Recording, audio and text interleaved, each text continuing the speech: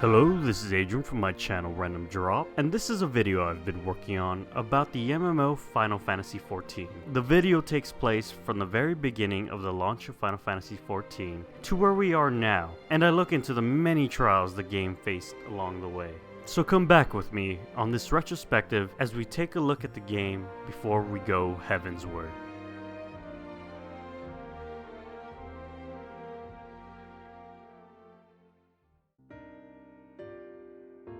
Final Fantasy XIV was released on September 30th, 2010, and it was met with massive disappointment. The game had a titanic list of problems that listed from constant crashes, repeating geometry, lack of common features like auction houses, and contained horrible controls and UI. There was also a horrible fatigue system in place that reduced the amount of EXP you would gain the longer you played. The game itself was produced by Hiromichi Tanaka and developed by the team that originally made Final Fantasy XI. A MMO in its time that set a lot of standards, like its expansive world, job systems, graphics, music, and unique combat that worked well for PCs and consoles. But sadly, that was in its time, and so much more is expected out of MMOs. From the outside, the team seemed to be very out of touch, and their priorities were very misaligned. Even Yoshida, the current producer of Final Fantasy XIV, in his 2014 GDC post-mortem, admitted that their past successes led to their greatest failures. Blinded by the success of 11, Square Enix was unable to move with the times and stubbornly clung to old habits and design philosophies as the outside world moved along. For example, World of Warcraft focused on simple graphics and fluid combat and world design, but Final Fantasy XIV development focused all too much on graphics quality that eventually added up to nothing in the long run. Yoshida gave an example of this in his post-mortem, showing that a single flower pot took as much processing power as a playable character. And instead of reducing the quality of the flower pots to reduce load, they just reduced the amount of playable characters you could see down to 20. After the resignation of the original producer on December 3rd, 2010, Yoshida was placed as director and producer of Final Fantasy XIV, with a whole new team behind him.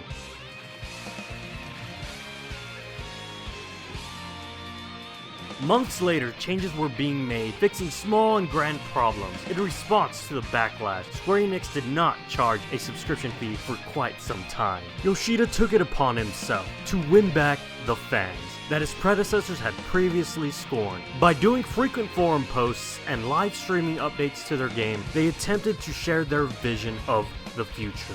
This stance on showing unfinished patches and the innards of the developer process to the fans was very looked down upon in their business culture, but due to the reconnection to their fans and frequent updates and patches, subscriber numbers tripled, even after they started charging money. But sadly, it was not enough. Something drastic had to be done. The development team had the option to cut their losses and move on to 15, but they knew abandoning the game would cut all strands of goodwill left. In an interview, Yoshida stated that they betrayed the expectations of their fans worldwide, and that the whole franchise was at risk. By abandoning 14, players would never buy another Final Fantasy game or Square Enix game again. 2 days before they announced to the world, Yoshida gathered his team in their studio and told them that they were going to remake the entire game. At the time, he said to himself, "This is going to be impossible, right? How's this really going to turn out?" But nonetheless, with the odds stacked against them, Yoshida and his team set out to do the impossible.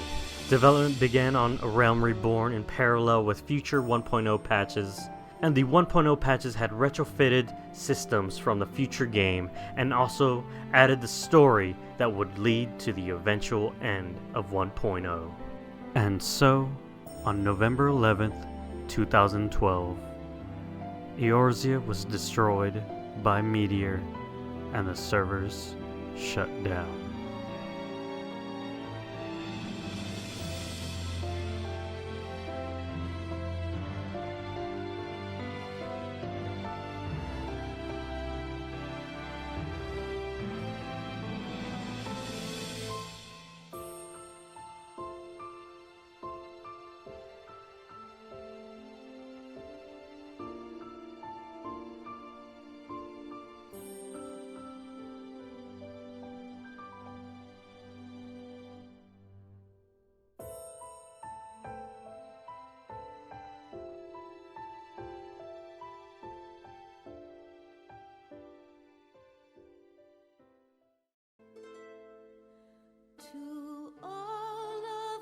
MMOs don't get second chances. They either solidify their user base quickly or bleed out and eventually go free to play and do well for the most part. The tale of remaking your MMO was unheard of until 14. The world looked at the original 14 as another casualty of the MMO war. With most of the world having written Yoshi-P and his team off, they toiled away on their game. But the end was in sight. In a Final Fantasy XIV launch event, Yoshida gave a heartfelt thank you to those who stood by them for so long, and expressed the great difficulty of doing a project like this. But Yoshida and his team were ready to take their first step. This was only the beginning of a Realm Reborn. On August 2013, A Realm Reborn launched to grand praise. Reviews were very high, and there seemed to be hope at the end of this long journey.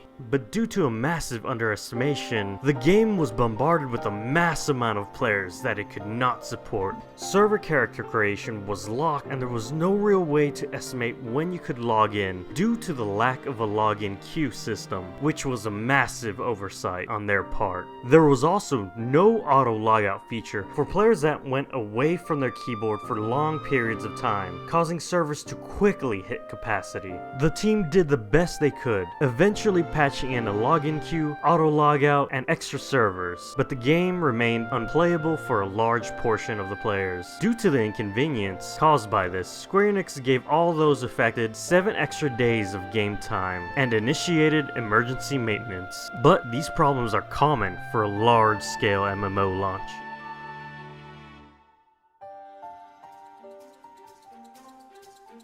Even with heavy launch problems, the overall player base was ecstatic with the new game. Gone were the many problems plaguing the original version. The world had an extraordinary art direction with many great vistas and colors. The game no longer felt like an empty shell. The world was mass and felt lived in compared to the original game. Combat no longer moved at a snail's pace and moved more like a modern MMO should, but with skill animations that put its competitors to shame. Leveling no longer felt like a long empty grind, but instead focused on a single main story quest to keep you engaged as you play, with public quests that spawned randomly to get you a bit more EXP while traveling Eorzea. And gone was the sluggish UI, replaced with a sleek newer version that worked extremely well for both PCs and consoles. The game's future looked very promising, with a few problems of course. Around 44 to 50, the story quests had a large gap, and many players had to grind fates in order to hit the level cap, but this was later solved in a future patch.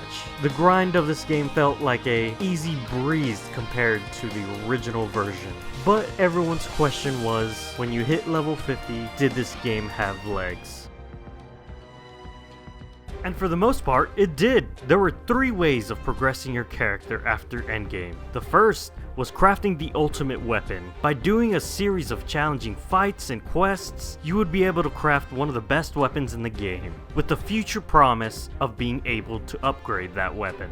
Then there was tombstone farming. Common in most MMO endgames, players would run dungeons and collect the currency in order to purchase gear better than the 4-man dungeons drop tables. And finally, there were the 8-man dungeons and raid. These varied of very hard versions of all the summoned fights in the story mode, Titan being the most difficult of all of them. He was also the final great challenge, keeping players from completing their ultimate weapons, and the gatekeeper to the final raid. The final raid was called a Coil of Bahamut, and it contained 4 very difficult boss battles that dropped the best gear at the time. The dungeon's first 3 bosses fell relatively quickly, but Twintanyo, the final boss of the raid, took nearly 3 months to finally kill, and it was eventually defeated by the free company Blue Guard. Holy shit! Oh my fucking god! Fucking shit! Holy fucking shit! You fucking badasses! The boss was later patched and rebalanced to make certain things easier to deal with, like the twister mechanic, but also made certain parts of the fight more difficult. But even after many buffs to the player base, there are those who still, to this day, have yet to conquer the fearsome Twintanyo.